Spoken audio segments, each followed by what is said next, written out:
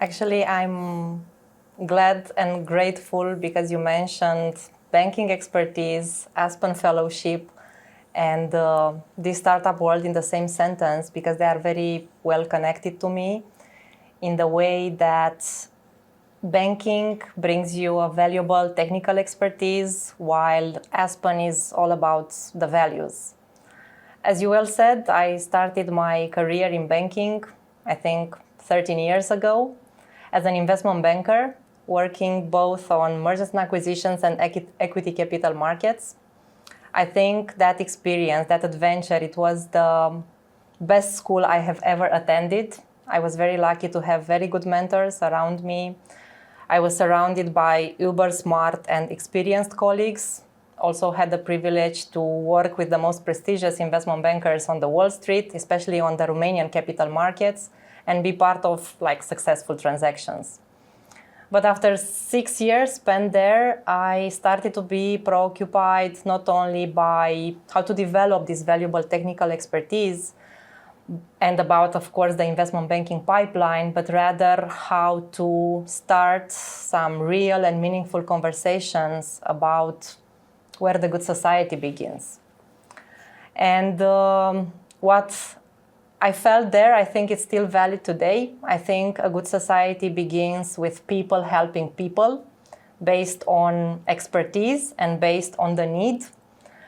And that was the click which I did, especially nowadays when we, as many others, we are discussing about the challenges of the next decade. And when we are discussing about this, we realize that the game is very serious and the challenges are very hard, let's say, and very tough. We are talking about challenges at social level, environmental level, technological level, economical, the lack of trust. And my strong belief is that the best solutions to the most pressing challenges of the next decade will come from the most ambitious founders and coming from the most ambitious startups. And this is why I started to search 7 years ago a lot of initiatives inside the financial group I'm part of on how to leverage this already existing expertise and how, alongside with the financial group, to shape a better society. And that moment in time, I found social banking at ERSTE Group, or social banking found me. Doesn't matter, which was an initiative building financial inclusion and capacity building which is like building access, skills, and networks for startups, NGOs, and social enterprises. And that categories are like considering very high risk for the banks, and they were not served properly. And again, I was very lucky. I remember at that point in time that I decided to resign from investment banking. And the friends from the circle of trust were telling me that, Anna, either you are crazy or you got fired, because, everybody knows what does investment banking mean, but nobody knew, at least at that point in time, what does social banking mean. And they didn't perceive it as an upgrade, or I don't know what was their impression, but it was an upgrade for me, and that was enough. And it was enough because it brought a lot of meaning and purpose in what I'm doing daily. And after, again, I was very lucky to have around me mentors who helped me to bring that concept from ERSTE to Romania. We approved it in BCR. We started to build from scratch a department. We started to build a strategy, a team. We started to travel a lot, to discuss with a lot of people. That was the moment in time when I met Ionuț. And we went out in the market, and today we are here.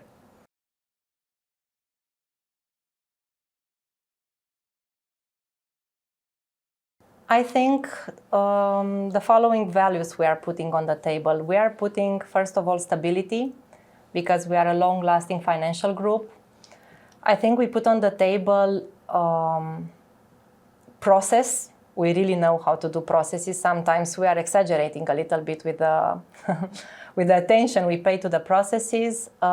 We put at the table number of customers, awareness, and investments.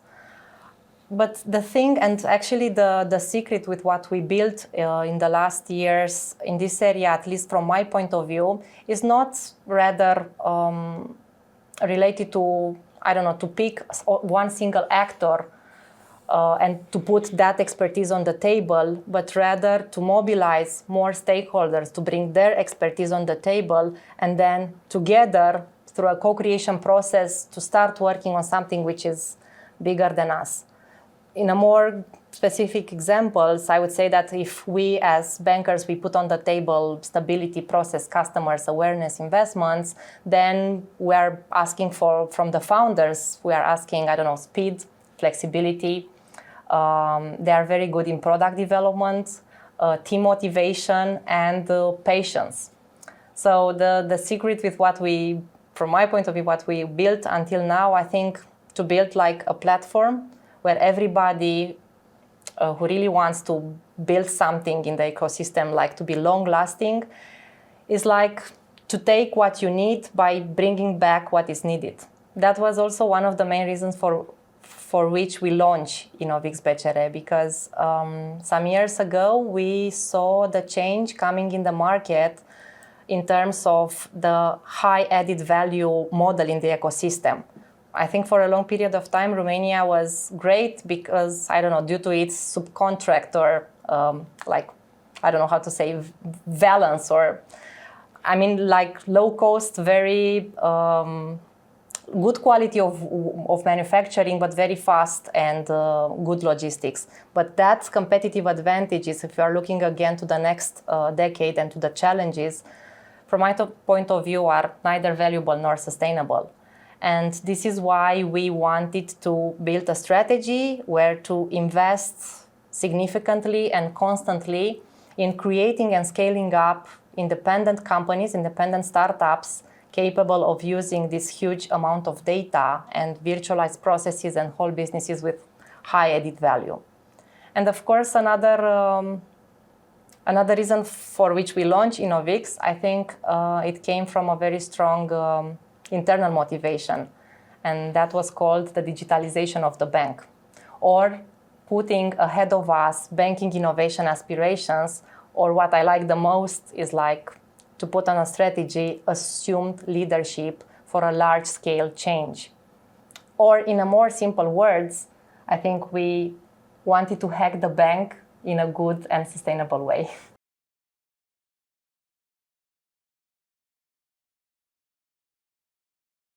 First of all, I have to tell you a secret. I was trained as a sociologist, so my secret passion is to read every day a survey. That's why somehow I had a look in time at the way Romania is changing, and obviously there are two trends which define Romania. Number one is ambition. You don't want to be the one left behind, and the second trend is actually you want to be a trendsetter.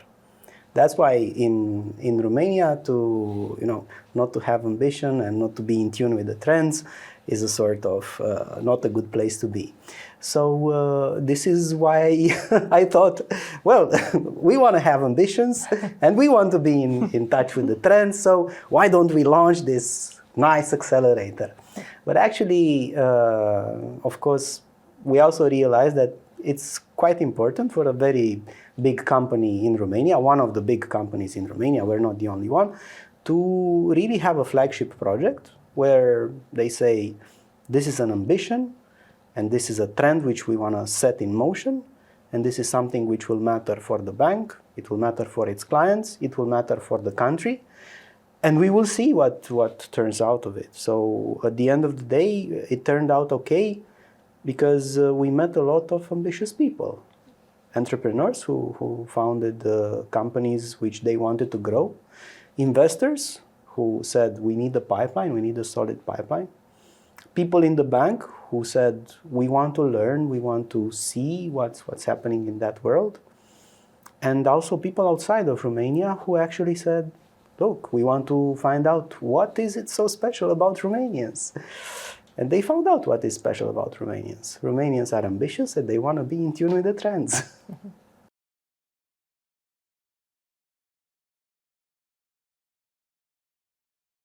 I think that Romanian tech ecosystem in the last, I don't know, years, 5 years, 7 years, I think I can say that is defined by two main attributes. The first one, I would call it consolidation, and the second one, I would call it development. And I'm going to start with the consolidation. From my point of view, I think this ecosystem is becoming increasingly stable. And we notice that not only in the quality and in the number of applicants at this, our accelerator, to our InnovX-BCR accelerator, but also in terms of the founders graduating the accelerator and achieving an impressive growth on revenue multiple between 3 to 7 in a very short period of time. And just to give you some more numbers here, so at the moment we have around 170 accelerated companies, and we did an analysis recently on 50 of them, and we noticed that 72% recorded a year-on-year revenue growth, and 57% of them recorded a year-on-year FTE growth. And of course, there are around, this development was monitored in the last 3 to 4 years. And of course, there are 10% of them who are no longer exist in the market, or they exist, but under some other brands, or they rebuilt the product with some other founders. And all this impressive growth, I would say, is due to the fact that a part of those accelerated startups managed to raise around 43 million euros in equity, local and international, and attracted more than 250 clients, new clients, both local and international. So just to sum it up, this consolidation part, I would say that when you see investments in Romanian companies, when you see good scalability, and also good products, I think you can say that the market goes in the right direction and that the market is prepared for more endeavors. I said at the beginning that there is also an improvement part. And by the way, I think improvement should be in anything, because if you are not monitoring the improvements, you can remain, the risk is that to stay at the same level, which can be good, but the risk is that you cannot become great. So I think we are all aware of the fact that this ecosystem is still in its early stages, and there is further room for further development, which I think is great. This is why, I think we are not here to put lipstick on a pig. I really want to put on the table the fact that we are all aware of the fact that Romania ranks the last one in DESI index, although we consider ourselves as a tech nation. More than a quarter of our population is still unbanked. Open banking is still growing, but there is further room for further development in order to reach a level comparable to other countries. And we are also the last one when we talk about financial education. And still, I would not look at these statistics like problems, but rather as huge opportunities. Because when you if you want to mobilize some actors and create that open strategy at the foundation of a Romanian tech startups with co-creation of each stakeholders, I think that should be a strategy which can take us further. I think it's not, will not be successful if we plan to solve all these challenges or to tackle these opportunities, to capture all these opportunities, if we are going to pick one single actor or two actors from the market whom will there be task of carrying this flag. It's not okay to put this only on the shoulders of founders, bankers, corporates, government, universities, investors, and so on, but rather to build this strategy performed by all of us. It's going to be a strategy as we did before, where we are going to agree, we are going to disagree, but actually we must commit. And once we commit, we are going to implement that strategy and monitoring it properly. I think the most important part of a strategy is to monitor, to see the lessons learned, especially the bets that you put in the strategy and didn't work. The lessons learned from a strategy, I think, are the most important and the most valuable things we can get. So from my point of view, I would not be, overwhelmed or sad about the statistics, but rather I would like to see that we are focusing to get things done, because this is the most important thing, to get things done. And together, I really have the feeling that we can do that, especially that there is room for a lot of further improvement. Truth be said, we are in a sort of third stage of entrepreneurship in Romania. The first stage was 1990. In 1990, people who were sort of transitioning from big state companies just decided to, spin off part of their activity. And some of them are present right now. And the seeds of that ecosystem actually have been planted then, with the people who graduated from the mathematics and the physics and the aviation faculties, who immediately after 1990 reached out to employers in US and Canada and sort of did not leave Romania for good. And some of those people are actually the bridges that other people crossed in order to found the second stage entrepreneurs in the Romanian tech scene. Let's say the software companies, the people who we first admired for the first, selling their companies, right? Like Radu Georgescu and so on and so forth. And then, of course, followed what we would see today as a sort of ecosystem, the established ecosystem, which mainly took over from the previous generation and also followed in their footsteps. So when we think about the ecosystem, I would say that first the individuals who started in 1990 reaching for the US and Canada were the original founders, and we have to pay a lot more tribute to them. Secondly, when we talk about an ecosystem, normally you would refer to various entities which depend and feed each other resources to thrive. And this is only a recent feature, because 30 years the local environment thrives on pure resilience. One-man show, having one great idea, doing one heroic journey, achieving one fantastic milestone. But it was a one-person show type of achievement. Whereas today, we see employers who are actually subcontractors of larger organizations going to the universities, to the technical universities, and saying, we want to renovate a lab. We want to bring a teacher here. We want ourselves to be teachers. And we also want to sponsor a hackathon and then a university spin-off and so on. So truth be said, we are now at the dawn of what we would call an ecosystem. And the true ecosystem always starts with good technical universities. Now I want to say something absolutely horrible. It's not the first time and when it's happening in Romania. This has happened before. It was 1970. And I don't want to go into that discussion, but I do want to make a point. In 1970, a certain person started creating technical universities, research institutes, and technical state companies around those clusters. For example, the microelectronics cluster.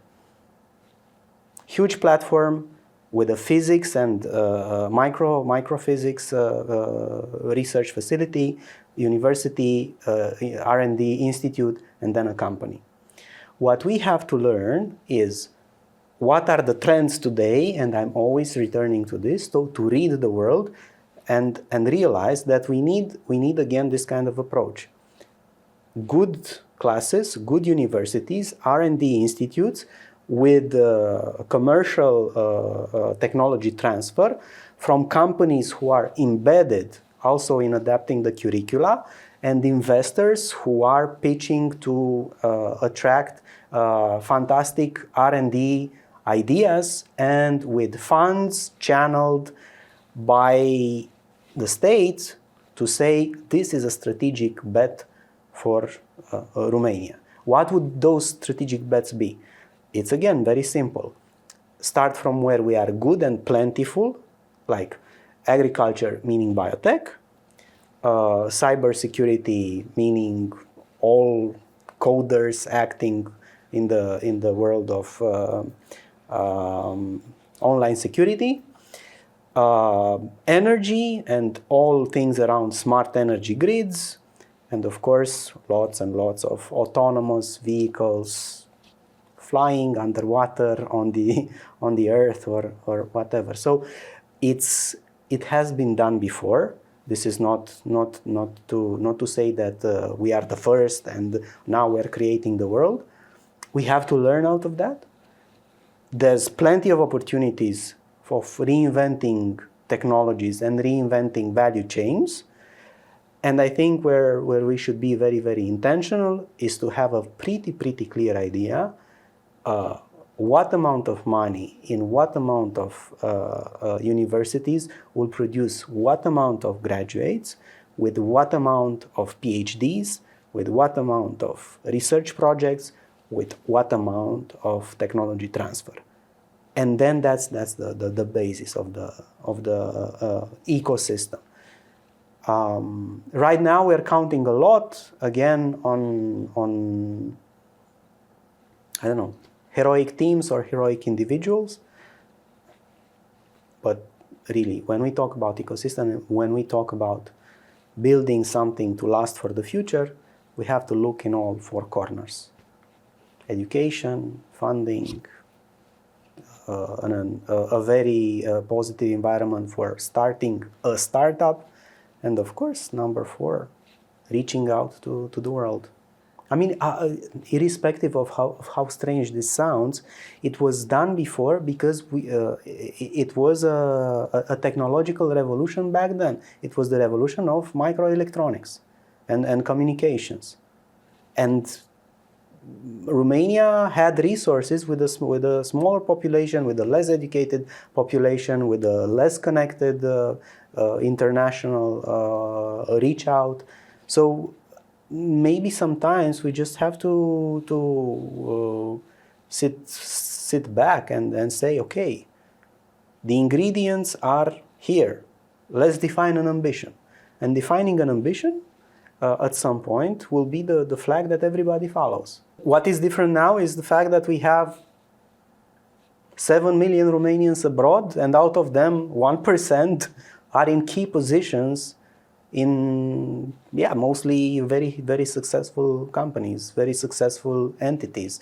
They are professors at Yale and Harvard and Oxford and the technological university in Tel Aviv. And I mean, really, this is what is different now.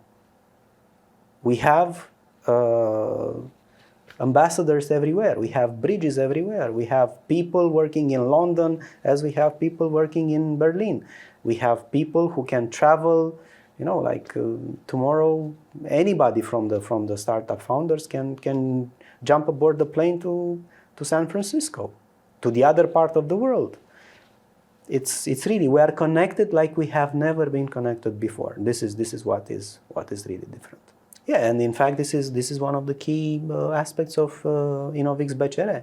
This is one specific aspect where we insisted. This is a sort of Romania-geared program, but one of the key advantages it had over other programs were the fact that we were traveling with them and creating the opportunities for the startups to see and meet the world. And for some of them, despite not selling immediately their company or their product, it was a transformative experience. Some people said, wow, really, now I understand what this kind of people want from this kind of companies. And this is the purpose. Actually, the founders from the accelerator realized quite fast, alongside with us, that nowadays this type of founders can create from everywhere and sell anywhere. I mean, it's like, I think if we really want to strengthen our economy, we need to focus on something which we have started some years ago, but we never completed, and that's about the open market. So everybody's talking now about open-minded, open banking. let's talk more about also about open market, because this helps the company to not to build something only for a country. And this is valid not only from Romanian companies scaling up to some other countries, but also to other founders scaling up into Romania. So this kind of, actually the keyword, as Ionuț said, from InnovX, which describes best InnovX, besides this passion and obsession for entrepreneurship we have, I think this is the word scaling. Because this makes or break in the end all the strategy and all the financials of the founder. Because now, at least nowadays, I think, or the valuations based on free customers are gone. So now we have to really discuss very serious about the product and about the client. We really need to articulate a very good value proposition for that. Today, either you have a good product or not. The resources are scarcer, people are fewer. So the time of the empty shells, I really think those times are gone. So we really need to focus to provide content and added value. And open market thing is something which we are really focusing on. And not only us, I really saw a lot of interest coming from other actors from Romania and outside Romania. And I think this is something which will be really impactful.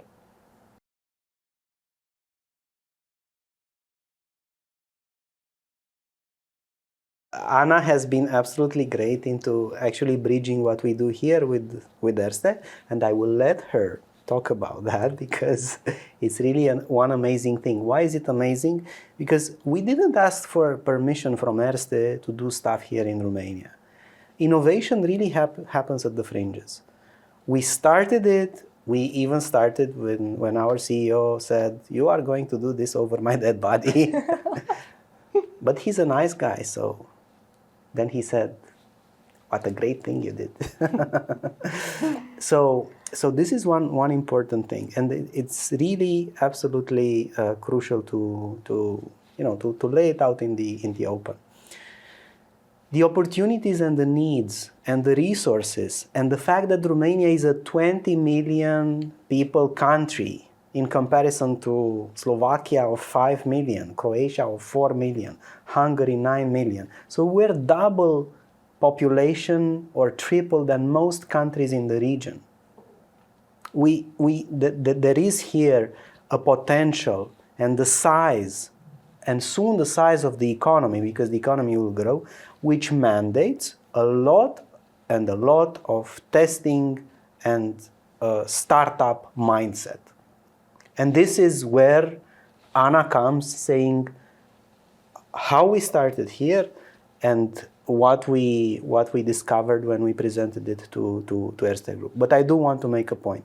We did not ask permission from ERSTE Group to do this. We did it because it was necessary here in a big, relevant, resourceful, and ambitious market. When you go to a CEO and you say that you want to hack the bank, of course that you are not receiving the permission. Yeah, coming back to lessons learned. I think that we learned that fighting for another day becomes easier when you have the courage, the power, and the knowledge to open up. And what we learned also in BCR and following the collaboration with the cross countries of ERSTE, I think we learned how to open up a little bit more, how to intake founders' innovation and their brilliant way of solving the problems in our way of thinking, and why not into our products. Another thing related to what we saw in the group and following our expertise is a lesson learned regarding to these corporates and banks or the group, financial group collaboration. At the beginning, we were limiting ourselves on building this strategy and designing things for products. For us, the products are very important. But we are limiting ourselves when we are doing this. The best thing we should do is to design these things for a collaborative mindset, because this is something which will take us forward. We also learned that we know what kind of founders we want to build partnerships with. We are seeking for founders, innovative founders with products that can be easily scaled up.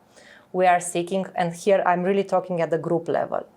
We are seeking for founders who might have synergies with our financial group, either to help us in digitalizing our internal processes or to use their solutions to our customers. And it's worth mentioning, and we realized this after 3 years of InnovX, that actually we are not looking for revolutionary ideas. We just want products who really understand the customer. This is all we want. And again, coming from the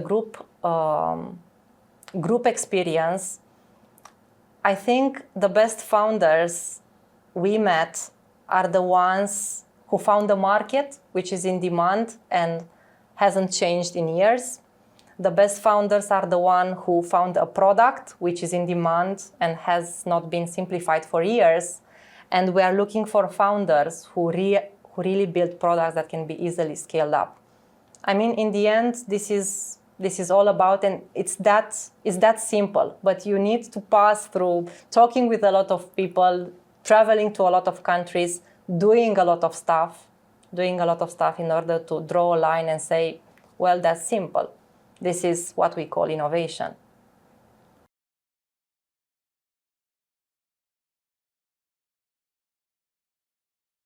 They are telling us quite often that Romania raised their attention, the fact, what Ionuț was saying at the beginning, this hunger, this passion, and this obsession for entrepreneurship. I think it's worth mentioning is the fact that we started first in the group. So ERSTE is present in 7 countries, and we were the first one building up a tech business accelerator. And I think we are the only one having co-created business accelerator, because now there are some more countries having partnerships with different incubators of accelerators. But this is for us, this is an in-house accelerator. We co-created them in order to be a living lab for learning. And we co-created them because we were sure that it can bring added value in the way we conceive customer value proposition. And now we are actually a big team. At the beginning, when we launched the accelerator in 2019, I think we were 2, 3, or 4. And if I look at the group, we are more than 50 now.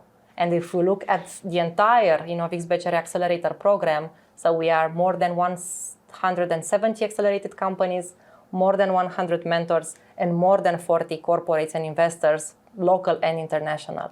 So this is actually a platform. This is not an accelerator. A platform where partners trust each other, they are open to continuous learning, and they are strengthening each other in order to create this perpetual innovation planet. This is the planet we are living in at the moment. And they saw that, and now I'm great that more resources are coming. And yeah, why not? Let's put it here. So ERSTE Group has in its strategy to build a corporate venture capital vehicles in order to enable more innovation capital in the region. 2 countries already started. I think at the moment we have in the portfolio around 9 equity investments in tech startups. A part of them are in Georgia already. A part of them are in a POC stage, are in a partnership, or in a scale-up phase to another country where ERSTE is present. And more countries are coming. And while I'm talking now, I just realized something. Although we started 5 years ago, and we were the first country launching a tech business accelerator in ERSTE, I just have the feeling that we just started, and we are here to stay.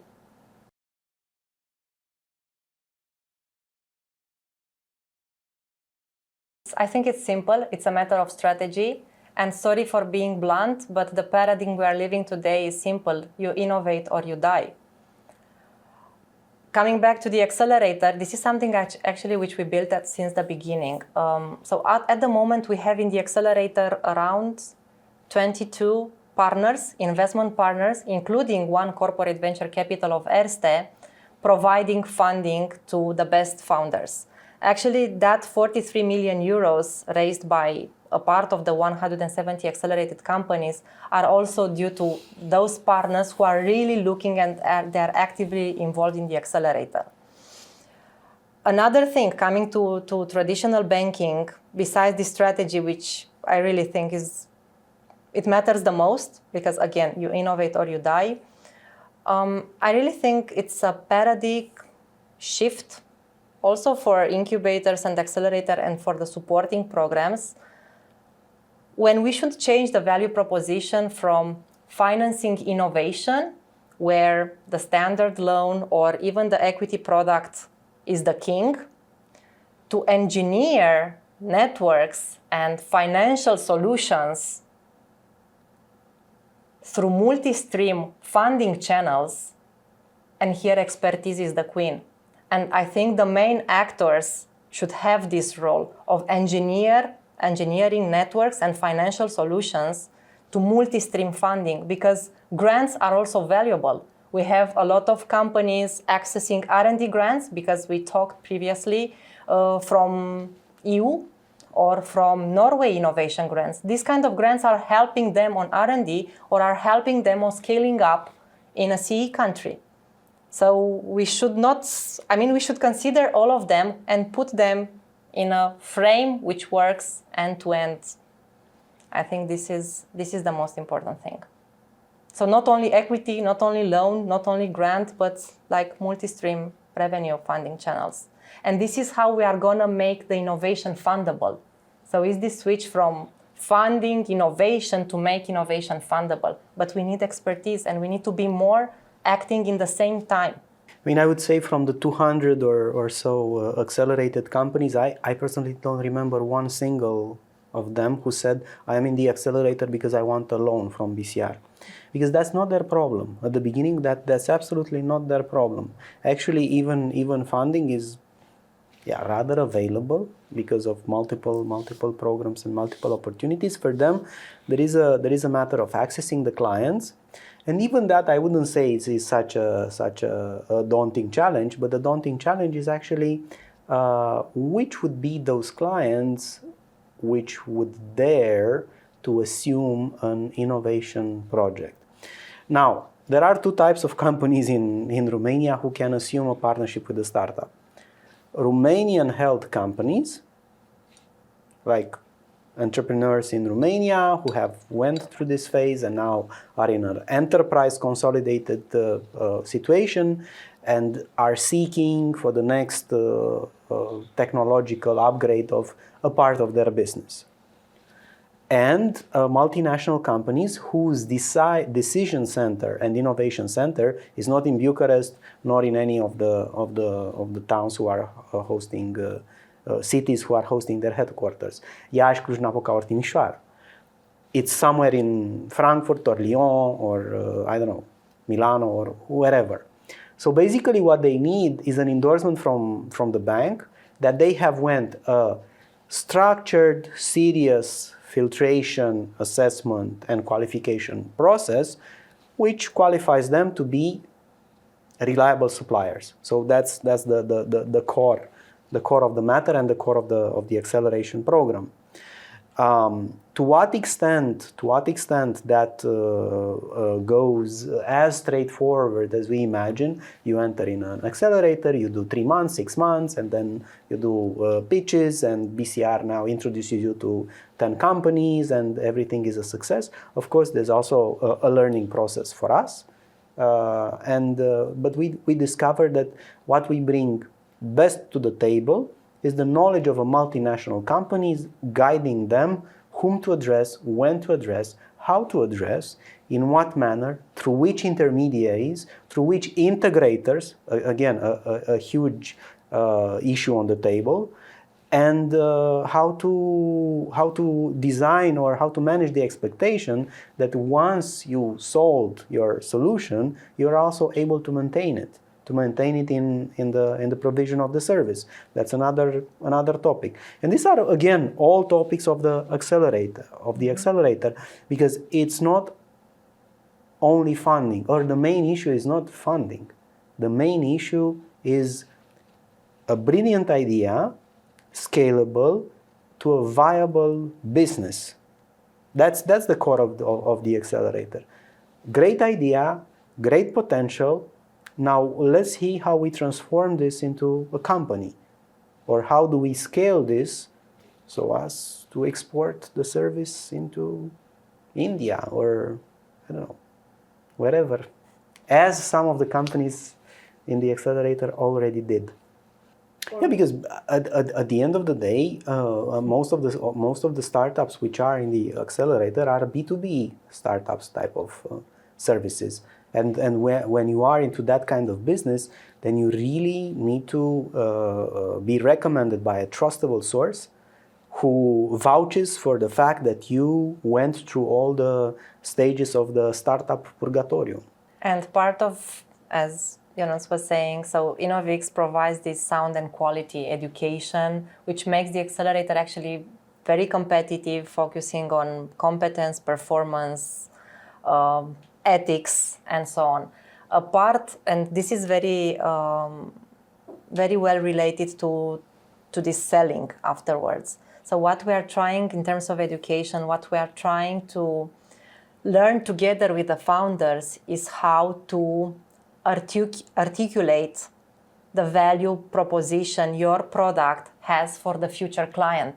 And that's again a shift, because until now, I mean, all the founders said the product has value for me.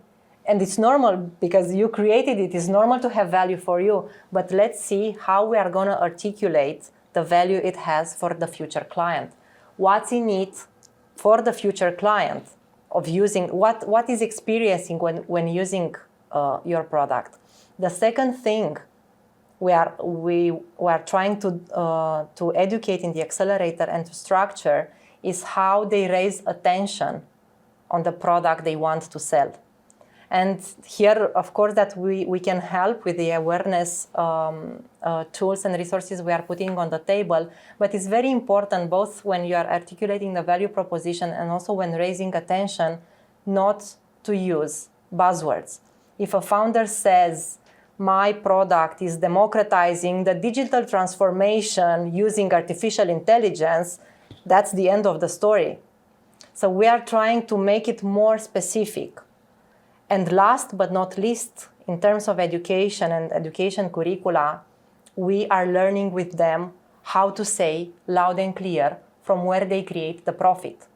And in the end, that's the best definition I've ever heard about what innovation is value for the future customer, attention, and profit. And actually the best definition I've ever heard about what a startup is. A startup is a temporary organization in search for a scalable business model. And this is why InnovX is a learning platform, because we are searching together for a scalable business model. And education is a very important part of it. And we are really not making jokes when we're discussing about innovation. In rest, we can do jokes about everything, but not about education.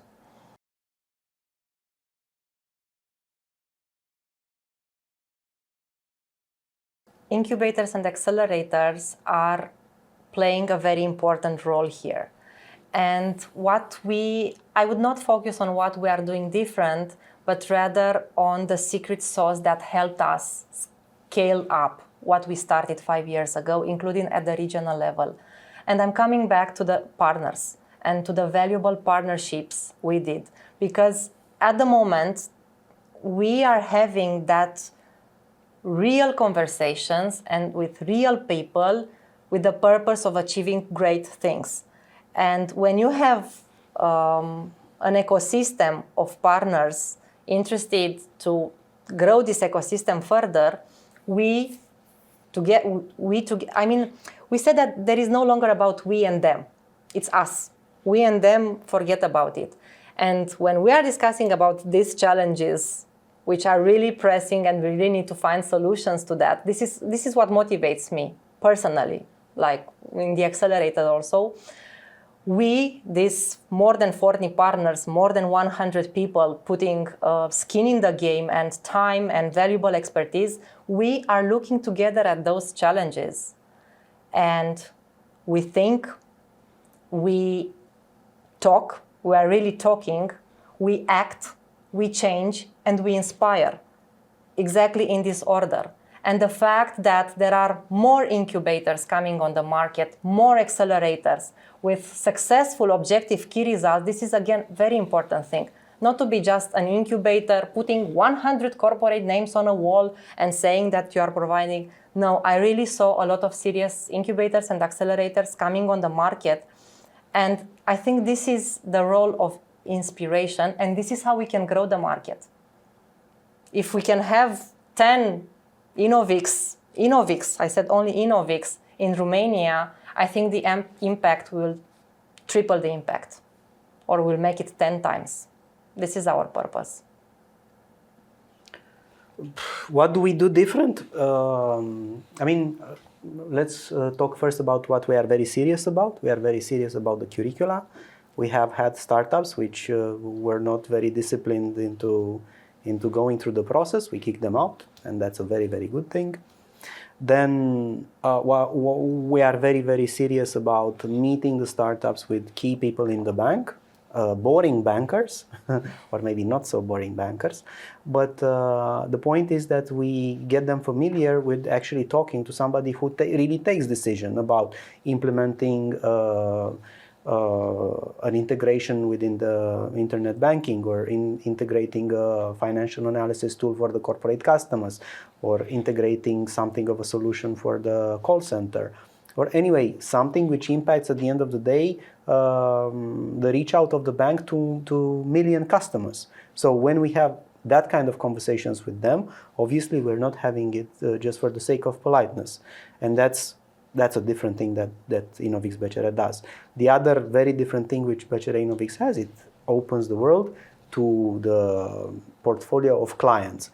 Many companies have portfolio of clients, but few of them have the power and the reputation and the drive to actually open the doors for startups to those clients. And as said earlier, we are very keen on actually going abroad, building alliances with key partners there, exposing the startups into that world, and at the end of the day achieving what we all want to achieve, meaning a successful business which creates jobs, which actually does a economic value to the entire ecosystem, which integrates on the supply chains, and so on and so forth. Now, the maturity of the Romanian economy is obviously growing, and we should not only look at the top tier level of startups which are ready for the scale-up stage, or scale-ups which are ready for the international stage. That's a specific segment of the market. There are other segments of the market where we have to be as serious, like we earlier talked about. University spin-offs, company spin-offs, then regional incubators and accelerator. Romania is not just Bucharest, and it should not be just Bucharest. Then cluster incubators, meaning with the resources in energy and agriculture, I really believe at some point one specific accelerator in those particular fields will appear. Because again, the economy, the sheer GDP created in that kind of sector will require a dedicated solution cluster. So I would say these are all opportunities: more R&D spin-offs in universities, more regional incubators and accelerators, more sectorial incubators and accelerators. And of course, what we see right now, where we want to be a pioneer, corporate venture capital arms who are looking at investing into startups which have synergy potential with their business model.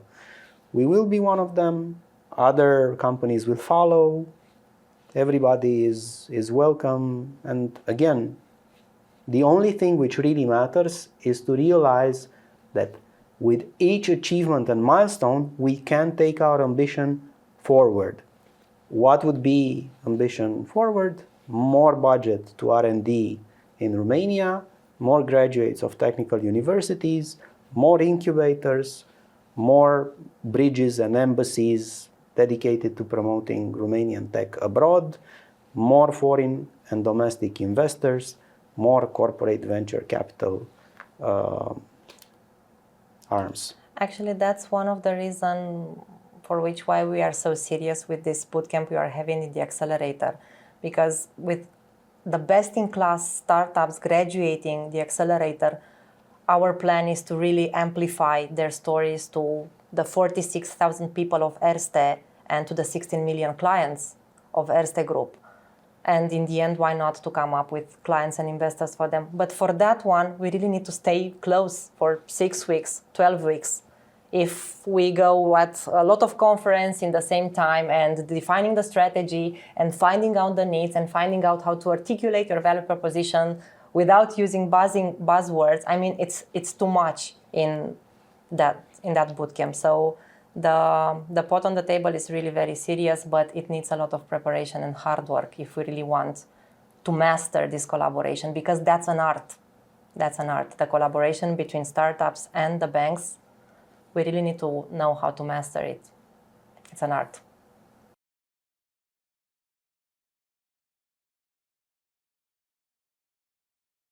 I think back in 2019, the numbers of startups that enrolled in the accelerator were much less than there are today. I mean, today the number increased by 10 multiple, I think. But we, after the first year, we started to have an issue, and I'm gonna be very honest about it, because the startups from Romania were not used with what a real bootcamp means. And they were like, they said, oh, don't go to InnovX because it's really hard. For 6 weeks, you stay from morning to, I don't know, to midnight in order to build and rebuild the strategy. And that was because all these things, I mean, we all need to understand that there is a long tail ahead. So you just need to be patient and then ride the wave. But you need like 3 years, 4 years, or even 5 years to show the real added value of a serious and a very ambitious education curricula. I was with them. I mean, when you are a startup, you are, I don't know, a team of 1 or 2 founders, and you really need to pitch like daily and be present everywhere. You don't have time to watch Blue Ocean Strategy or learn. But at that moment in time, we were not in the position to show them the results coming from their work. Now we have results. This is why, by the way, 43 million euros equity raised and 250 attracting new customers.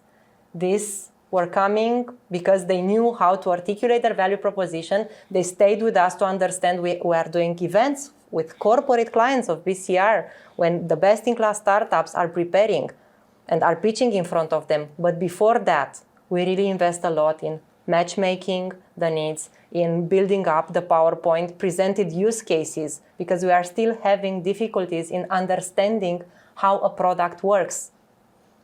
And this takes a lot of preparation. Now we are understanding, but we are like 5 years later. We just need to be patient. I also learned how to be patient. It was pretty complicated at the beginning, but it paid off. It paid off. Yeah, I would say that the community has enlarged, and startups are learning from startups as well, which is absolutely a great thing.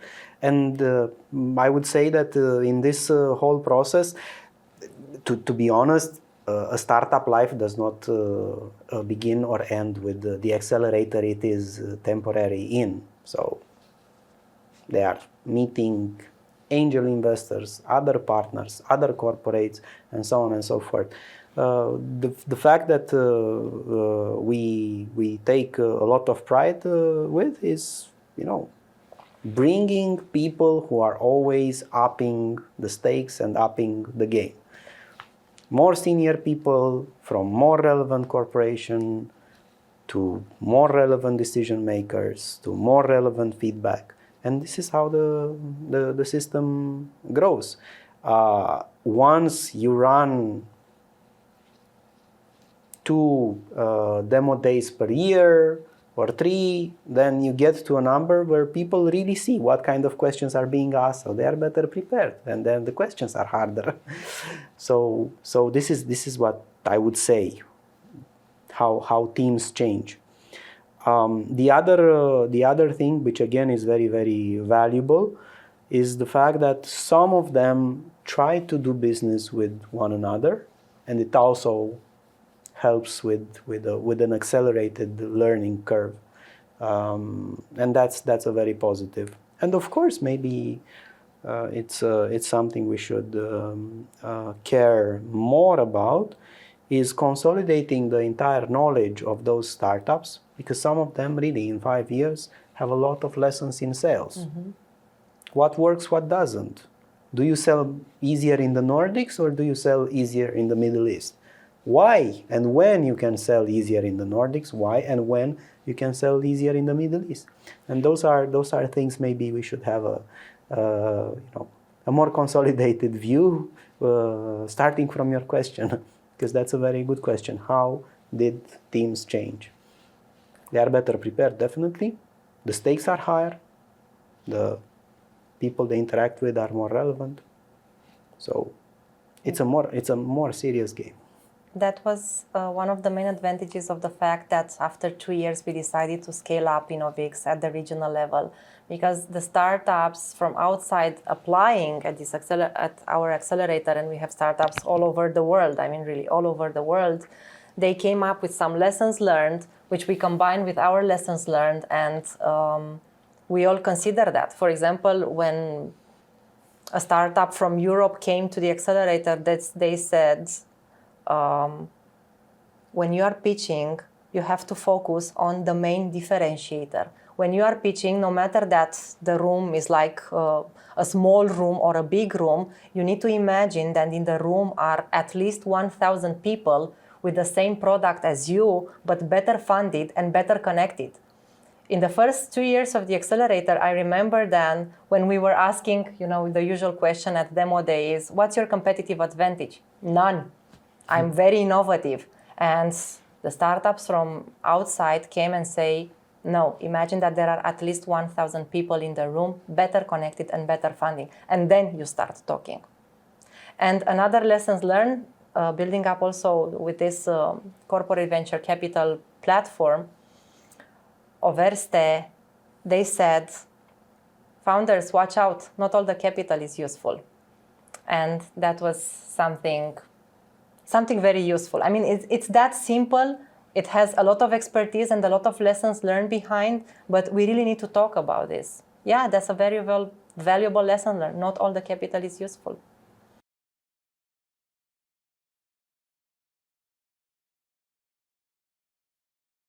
One single thing comes to my mind now. They said the following thing: when you want to scale up to another market, no matter that is in Europe or in US, you really need to know what do you want. Because the more you want what you know, the easier market entry is gonna be. We went to the Select USA with best-in-class accelerator from InnovX twice. And when you go to Select USA, if you don't know what you really want, it's very, very hard to look at the stakeholders, to search them on the app, to pitch towards, I don't know, or to attend to different workshops. You really need to prepare this Select USA, both pitching and also the way you are engaging with the people properly, and with at least 1 month before. Because you get overwhelmed there. It's so big and there are a lot of opportunities, and you well said, fear of missing out. And then you go like crazy. No, you need to be calm and cool and prepare this scaling up phase properly.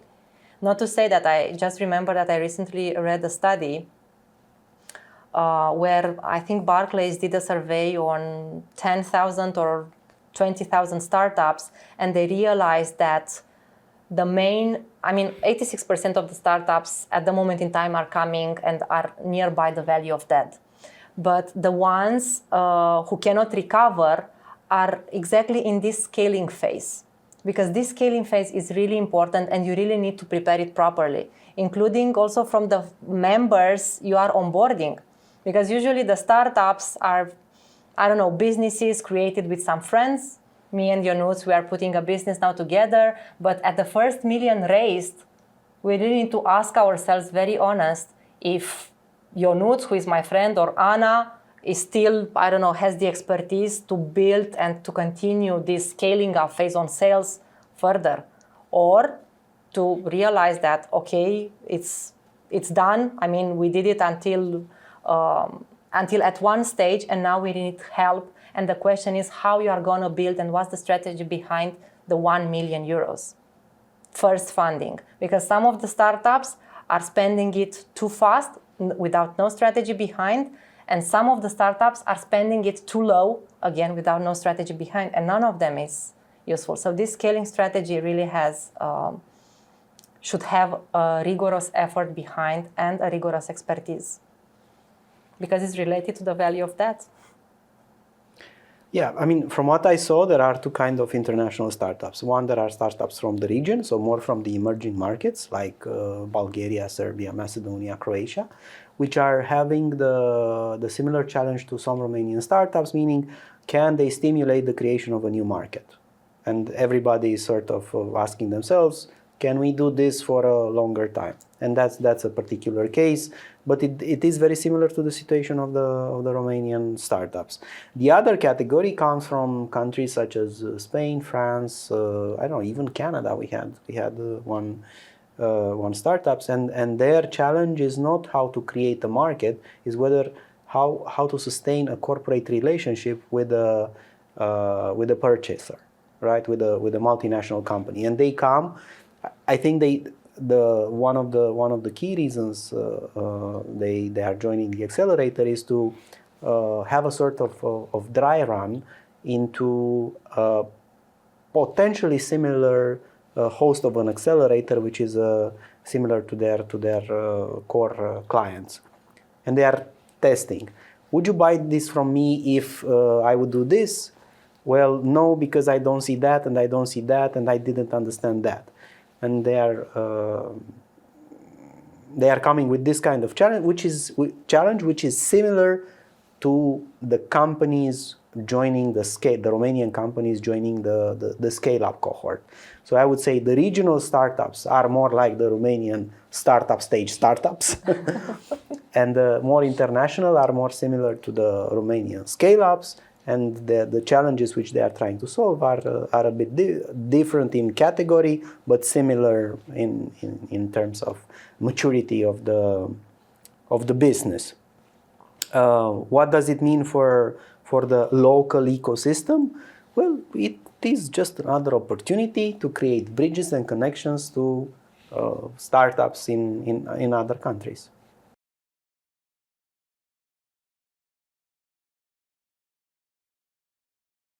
It's already well known that we have the largest pool of of developers in CE, and I would really bet on this talent, hunger, and ambition part. And this is something which helped us to position a little bit in the region, and also by the partnerships we did and bringing more relevant actors from the region in Romania.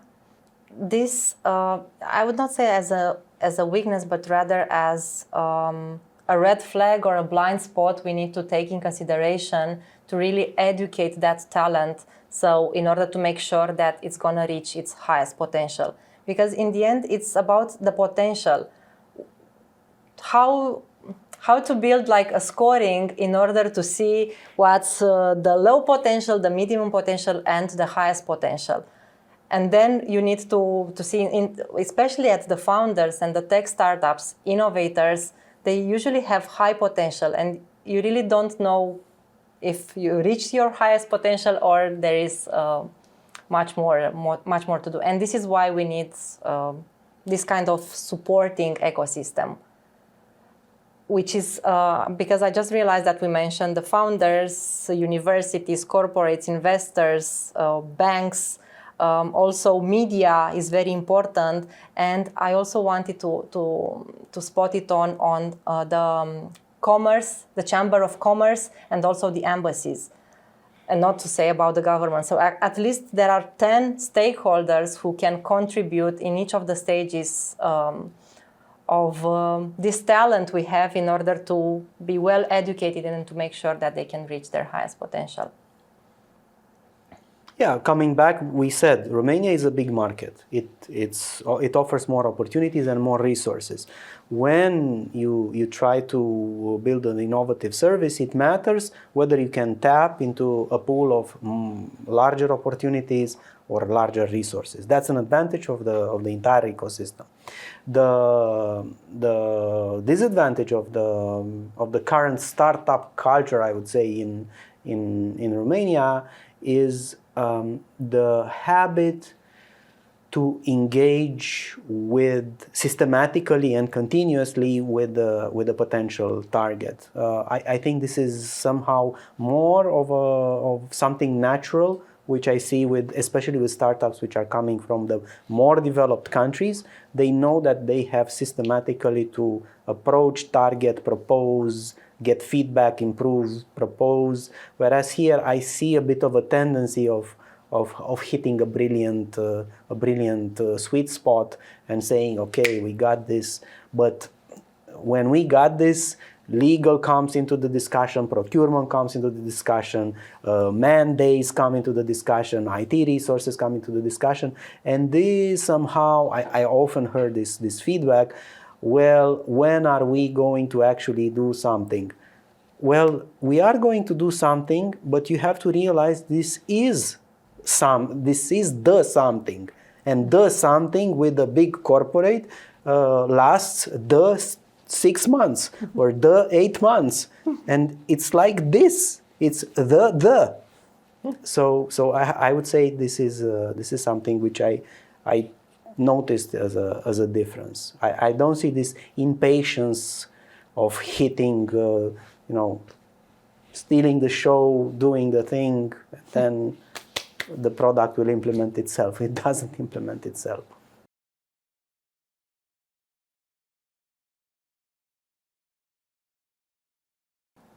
I would say that we must not look oversight of the challenges that still plague the region. And here I'm talking about chronic poverty, lack of education, low access to healthcare, and environmental issues. And I think that if I'm talking about a specific technology, which I want to bet in the 5 years, is artificial intelligence, which should be used in order to transform people's lives where is needed the most. I mean, artificial intelligence can be used to, to build some funny pictures or to build some funny poems, but it can also be used to solve the most pressing challenges of the region. And this technology in the hands of the most ambitious founders, I think, can dramatically increase the number of children and give them opportunities to learn and families to be healthy. I'm calling that type of founder the impact founders. And I'm betting on them in the next 5 years.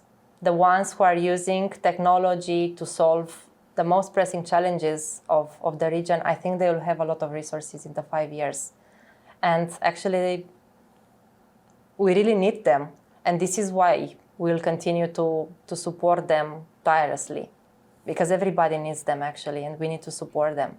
Building on that, which is a very, very valid point, the big opportunities in the region is where the indicators are much lower than the developed countries.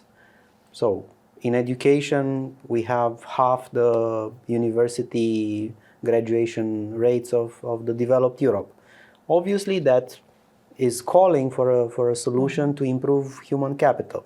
So a lot of solutions may be AI-based in the human capital, probably one of the key startup areas. Secondly, food security, biotech, agriculture, food chains, water, and all around water and food security.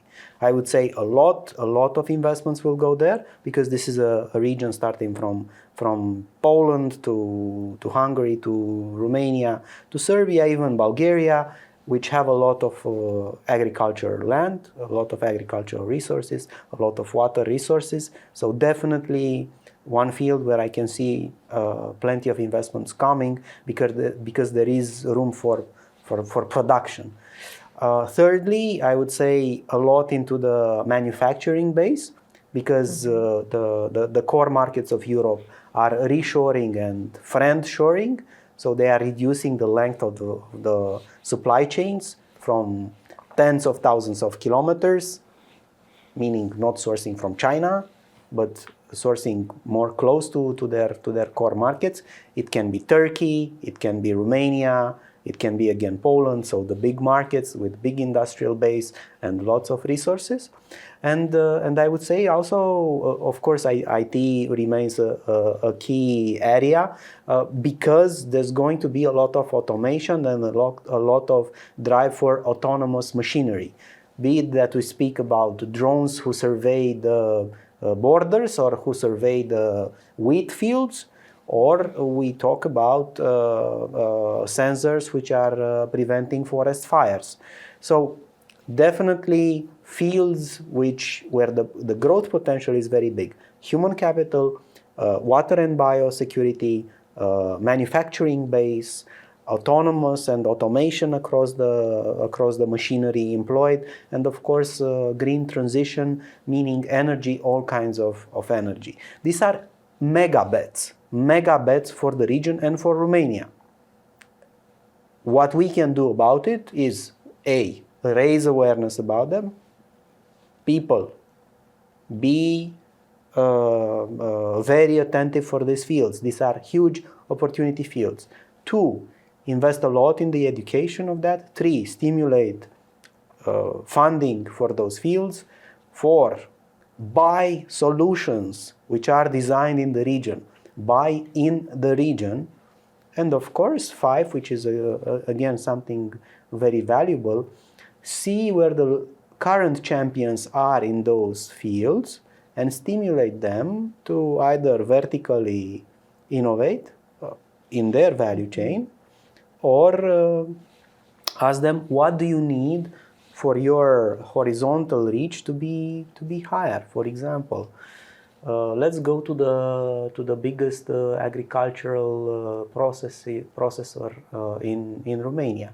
Ask them, what do you need? Do you need inputs for your crops? How much do you import? It's nothing major. It's not rocket science. You just have to do a simple calculation.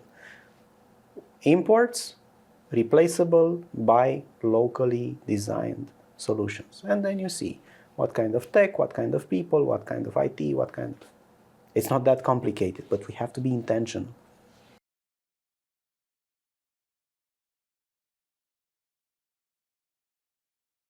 Not really, because the average age of a participant in the InnovX Accelerator is 36 years old. These are not kids which have graduated from high school are saying, oh, I don't want to work for the corporation, I want to be rich. These are people who have went through a lot of corporate life, saying, I kind of have an idea what is needed there, and having a go at it. And my opinion is that we should definitely encourage people who have this kind of experience in industrial conglomerates, in agriculture conglomerates, in defense conglomerates. I mean, look at successful countries, what Poland does, what Israel does, again, countries which we are very, very connected with. Coming back to the youngsters and to the youngster founders, this is not necessarily a story of the accelerator, but rather of some incubators, of some other partnerships we are doing with the high school people or with the students, trying to inspire them and tell them a little bit of this tech startup world. And it's very interesting that compared to the founders from the accelerator, the youngsters, the future founders, are more interested in progress than in perfection, and they are more interested in solving real challenges of the country rather than scaling fast and have, like, I don't know, an industrial approach fast and making a lot of money. This is our lessons learned with them until now, and I think we need to prepare for them and start to create since like yesterday a support ecosystem, because they are coming in 5 years, in 10 years from now, they are coming, and we are going to plug all the market with impact founders trying to solve. And for that kind of things, we need different curriculums, we need different tools and different resources and different partnerships. Then maybe we are going to switch from I don't know, CVCs and VCs for banking or fintechs to impact investment funds. The thing is that they are there and they are motivated by this. So they want quality, not quantity, and they want progress, and they don't target perfection. They want progress and solving like the real challenges.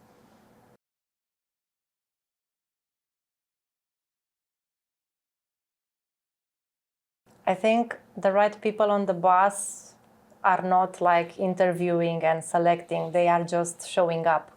And the way you are showing up somewhere, I think it depends a lot on how somebody is creating the space and how it raises the invitation.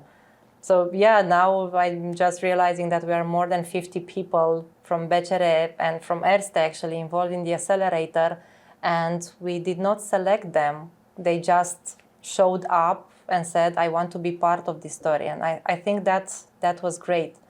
And when you have those challenges coming on the table, when you understand that the relevance in the future means also this innovation, I think there is no longer the need of trainers and trainees. We just stay in a space. The space is very important. And having this real conversation with real people in order to achieve great things, we stay in that space and we are learning together. This is a continuous learning process also for Ionuț and myself. So it's not like we are teaching something to somebody. They just, I don't know, they just showed up. And I think that's really great. And when you have this relevance topic on the table, if you really want to be relevant in the future, you are gonna be there. And together we are trying to find a way on how to push it further. We are learning from each other like daily.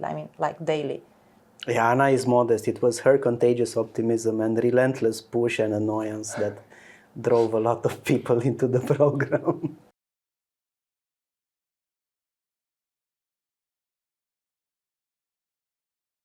I might have an answer. I know. I might have, do you know? Yeah. Okay, then you start. Over who's that body?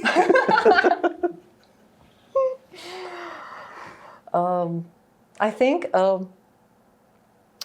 it's a matter of timing, because if we have this situation today, I think that the founder is going to pitch the two bankers to adopt their solution. But if we have exactly this situation tomorrow or the day after tomorrow, I think the bankers will pitch the founder in order to be the fast adopters of their solution.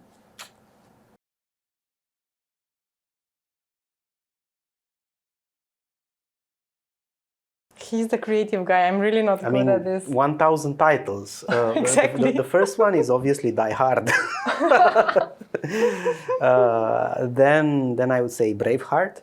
These are actually also two of my favorite movies. But in reality, I would say the ambition for the next for the next 10 years would be sort of a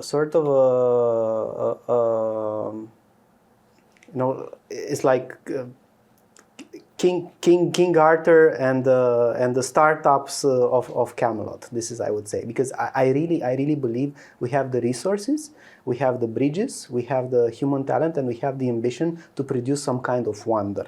And that wonder is a complete overhaul of the Romanian technology, and I say technology from engineering to coding, so a complete rehaul of the engineering to coding technology base of Romania. It's the biggest country in the region with the biggest ambitions, with a very creative and talented people. That's why I believe it's going to be something around, or maybe Merlin and the 10 startup of Camnot. One of the main reasons I really like Ionuț is the fact that he's inspiring me. So I really have a proposal for the title of a documentary. Either, you said die hard, I would say either don't die on stupid mistakes. And actually this documentary idea is a very good idea, and we must have this kind of documentary movies or whatever it is, like after 3 years, because it's talking about lessons learned. I mean, it's for the first time when I put all my thoughts and ideas and experience here in one place for whatever, 1 hour and a half.